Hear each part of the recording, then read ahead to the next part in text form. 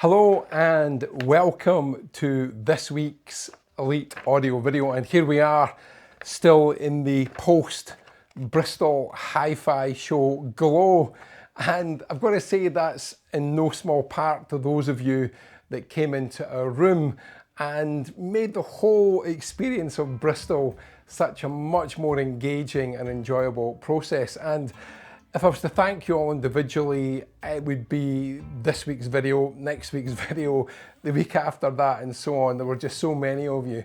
And if I could say a special thanks to Andy and Robert, two brothers that came in. Andy was very kindly shared this photograph of his system. And I've got to say, this looks absolutely amazing. He has made the slight error of having me on his screen, which, as we all know, can cause significant interference patterns and indeed some an existential crisis of have I made the right decisions. So, but yeah, thank you, Andy and Robert. It was a pleasure to meet you both, and everybody else. As I say, there's so many existing clients that I could mention here, and some that I met for the first time. I could also thank Simon for bringing his lovely children in, and actually Stuart and Lynette from HiFi caught them dancing to the Pogues in our room. If I can get the video somehow on screen here, I'll put it up here so you can see, but it was such an incredible moment, and it just shows you can talk about jitter, frequency responses, distortion, and so on, you know, interference patterns. There's so many different descriptives that I could use, but this is what makes it so special. It is always about the music, that is for sure. I think Bristol is one of those shows that reveals a lot of truths. And that's really the subject of this week's video. It is really three very key things that a hi-fi show lets you learn, and for us, three very important factors for every show that we do. I think these lessons really stood out, and certainly in our setup on the Thursday and then leading to the unpacking on the Sunday, but also all the comments in between. It really highlights certain things. I'll get into these in a bit more detail. But it was interesting walking around the show, and some rooms sounded great. I've got to say, the people that exhibit at Bristol, so many put on such a massive amount of effort, and it really reflects incredibly well in the presentation that they make, the sound that they deliver, and just generally the aesthetic of their rooms. You can tell that it's not just about this sounds good, they also want you to have a nice experience in terms of the visual representation when you walk into the room. Others, less so. These will remain nameless, but I'm sure if you were there, you know the ones I'm talking about. Anyway, it was absolutely amazing to see each and every one of you, so thank you once again for coming in and making the whole experience that bit special. So, three things or three important lessons that really stood out for us. The first thing I would say, and this sounds very self-complimentary, but I think it's justified, and it does again highlight the many years of experience that we have in this industry, and that is that we definitely know how to make a system sing. Now, it doesn't happen arbitrarily. We think very carefully about the process of setting up. We have all the room measurements before we arrive. We think about positioning of equipment. We think about loudspeaker positioning. We think about room acoustics. We think about where everybody will be sitting. We think about distance from the listening position and so on. And of course, you know, we're trying to make a room be listenable in any of the seating positions that are not what you would consider the prime spots for listening. And it's interesting when I think about the setup we did on the Thursday, the amount of time we spent making even small adjustments to everything. But again, it also demonstrates that, you know, what we managed to achieve, which I think is really impressive, is we filled the room effortlessly. Both systems had a different signature. I think it also demonstrated that the more expensive system was audibly more expensive. We were not talking stratospheric pricing here. The System 1 was around about the £8,000 mark for everything. System 2 was heading between 15 and 20,000.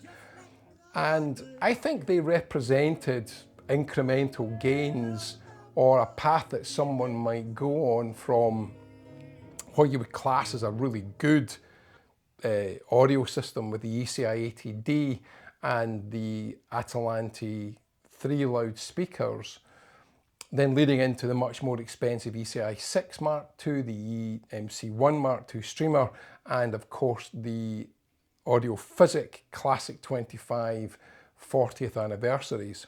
So the progression was definitely clear, but both systems sounded really good. And again, it was all about system building. We thought very carefully about how everything would work together, and that certainly played a key part in what we did. I also think it shows that foundation is as much important as the choosing of the individual items themselves.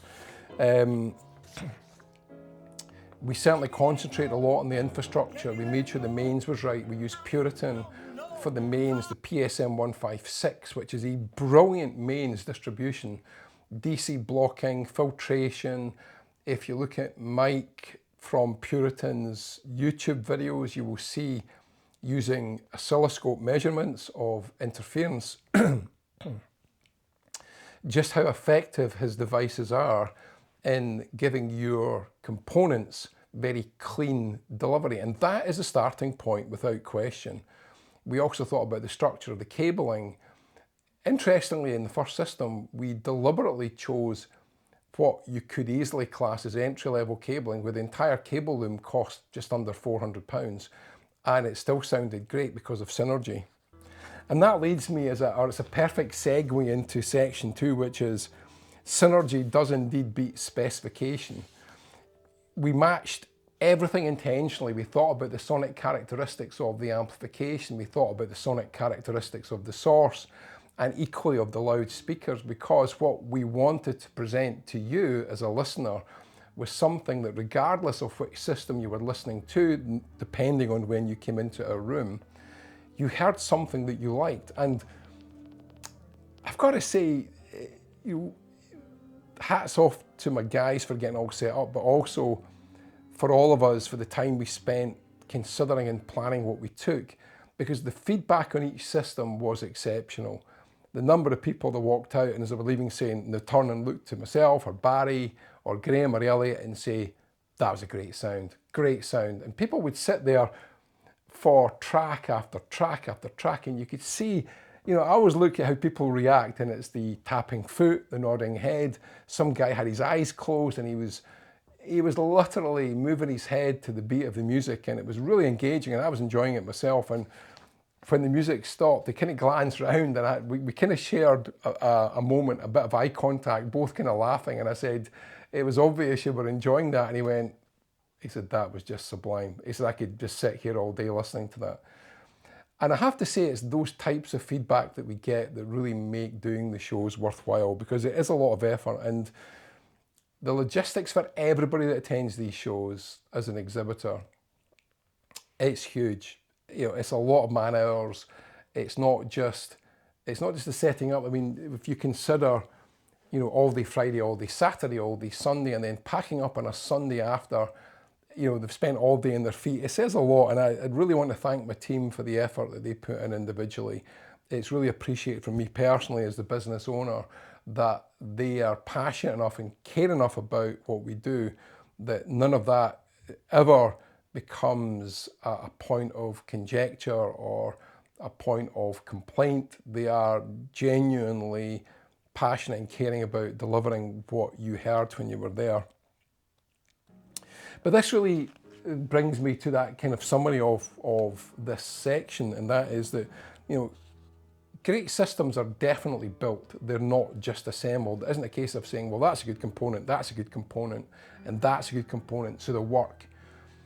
Hi-Fi doesn't work that way, and I've used this example before of a retired school teacher called Ian who spent north of £50,000 on a system, and using his own words, it sounded, the technical term he used was shite.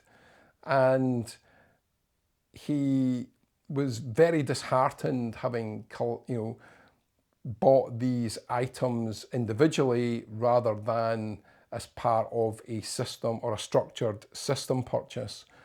And it was very clear they were, in individual terms, these were highly reviewed, highly rated audio devices, but as a system, they didn't work. And this comes back to what I was saying about system synergy is vital. And it can outperform easily a system costing a lot more purely because of synergy. And this is where working with an audio dealer, someone with knowledge, experience, a good ear, who understands about system building is imperative. None of us listen to spec sheets. Yes, we need to understand specification as part of a system building process, but it's a lot more in depth than just understanding specifications. So I think this is where, when we do these shows, we're not chasing numbers, we're simply chasing a level of coherence that when we play that first track, we can confidently start nodding our own heads and going, that's really good. And it was, the sound we had, I was really pleased with. It was a great sound, and it definitely made people realise what's achievable from a sensible budget. We could have put a system in there, and we have done in the past, of over £100,000, and you would be impressed, rightly so. But we were trying to impress you with a relatively modest system, not one that's got headline pricing, headline performance. For the money, I think it was headline performance. So again, fantastic outcome. And the third part of this, the third lesson, is that not all watts are indeed equal. And I've covered this in many videos before, because you can have, again, coming back to, numbers on a specification sheet, a 200 watt per channel headline amplifier. But when you then listen to that amplifier, or indeed put it under duress, you're playing a track with large transients, demands for current, suddenly that 200 watts sounds more like 5 watts or 10 watts because the soundstage compresses. You even hear distortion, or worst case scenario, the amplifier goes into protection mode because it simply cannot safely deliver the current that you are asking it to deliver, or is necessary to deliver the sound pressure levels that volume setting demands. And this was quite interesting. So in system 1, we had the Electro Compagnie ECI 80D, an amplifier that I've spoken about before. In fact, it featured in a recent video when I said sanity had been restored, and it actually had. And at 80 watts per channel, that sounds quite modest for an amplifier. But here's the thing. Well, here's the thing. On a couple of occasions, the exhibitor across the not insignificant hallway requested that we turn our system down a little bit, and it was always system 1 for some reason, which was the lesser powered of the two. And we managed to play this at, I would say, volumes that would potentially have your neighbours asking you if you have a live concert playing in your living room. But it did so with finesse. It did so without breaking into a sweat. And I think I've mentioned this before, Electro Compagnie build amplifiers that will work with ease with very challenging impedance loads from loudspeakers. They're stable down to 2 ohms and even less. And you could present it with a continuous 2 ohm load and it would still work perfectly, where other amplifiers start to smoke more than a fish merchant's haddock smokehouse in Arbroath. And that again speaks volumes to the build and construction, and again highlighting that all watts are indeed not equal. To be able to play to that level and do so retaining all the detail and dynamics properly and with complete and noticeable separation in the soundstage, that's impressive. And it comes back again to the inherent design that Electric Compagnie put into all their amplification.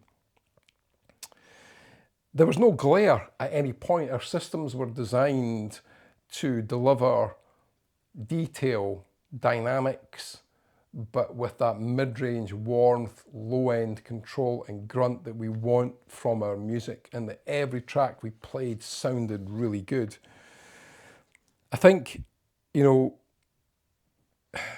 and this is quite a good expression, we don't listen to watts, what we listen to is the control of the amplifier. And that's where even the 80 watt per channel ECI ATD really impressed. I think, again, you could also argue that dynamics under pressure are the real test. And this is where, at times in a room like that, if you've got a room full of 15, 20, 25 people, you need to be able to play the system loud so that the sound absorption that takes place, or those sitting further away from the front of the system, as we know, distance means that the sound pressure levels drop significantly. To deliver that, but to do so again with the refinement that both amplifiers did, was very impressive. And it's not just about the amplifiers. We chose the sources correctly. The Lindemann, the wood note solo was massively impressive. It is such an incredible piece of engineering. I covered this before in a previous video, that it's not just about its chipset, you know, it's got the AKM chipset, but it's the way they implement that. That's how it works. That's the impressive part of this. Equally, in the Electric Compagnie EMC1 Mark II streamer, using the Texas Instruments 24-bit DAC, again, it's really impressive. It's very musical, very engaging, and it never sounds bright or harsh. There is cohesion of these systems from front to back. And I think this is where, I can now get rid of my notes, there's a lot to remember there, but I think this is where system building and understanding is a vital part of the whole process, and Bristol is the place that you can showcase that, because you're presented with so many challenges. I'm just wanting to make sure I'm not running over time here, because I do have this habit of talking and not knowing when to stop, and suddenly realizing that we've gone 30 minutes into a video and I haven't still covered everything that I was meant to. I think I am naturally enthusiastic about what we do, and I hope that is very apparent to all of you. And again, I really appreciate those of you that take the time to watch these videos and give me that feedback. Genuinely, you know, there's some notes there, but it's far from scripted. I have an idea of where I'm going to take each video, but until I start talking, it's like an unknown destination on satellite navigation, where you ask it to pick a random destination and you just follow the directions. And in a sense, that's kind of what happens when I sit in front of these videos. But I love talking about audio. I love the feedback that you guys give from the videos that you've watched, and it all comes from a place of true passion and a true desire to ensure that all advice given is done so that you can get the most out of your system. And I love that part, and I love when you are willing to trust me to help you achieve that. It is generally one of the most rewarding parts of being in this business, and it's down to you and allowing me to help you. It's a symbiotic relationship. And actually that leads me on to the rounding up of this video. If some of this strikes a chord with you, and if you feel that you could benefit from that level of input into your own system, please email me. Here's my direct email. I love helping true enthusiasts maximize their listening pleasure. I can't think of anything that I enjoy more, quite honestly. And then when you come into these rooms at the Hi-Fi shows and thank me personally and talk about how much more you're listening to your audio system, it means more than I can genuinely put into words. So even if you're not in the same country as me and you're buying from someone else, my passion to help you remains exactly the same. So don't hesitate to reach out and allow me to help you with that. And of course, If you're enjoying these videos, and I sincerely hope that you are, please take a few minutes or seconds to like, subscribe, and turn on all your notifications. That way you never miss out when a new video comes out. We've got a lot of exciting videos planned in the coming weeks and months. We are, as you can see, back in our schedule of weekly videos, and we will continue to deliver a weekly video for you until we get to things like holidays and all the things that can cause these interruptions. But I loved Bristol. I love meeting you guys that came in and said hello. I love the energy of Bristol. You feel really, it lights you up being there, and you know, at the end of each day, you're not tired, you are energized, you feel engaged, and it's such an upbeat sensation, you know, out with my guys at night having dinner, and the buzz talk was all the same about, you know, the feedback. And I think Bristol, when you walk around, you see a lot of people smiling, and I think that in itself speaks volumes. So I'll leave you with that thought, and I will leave you this week. And as ever, please have a great week listening to music. And until next week, please take care.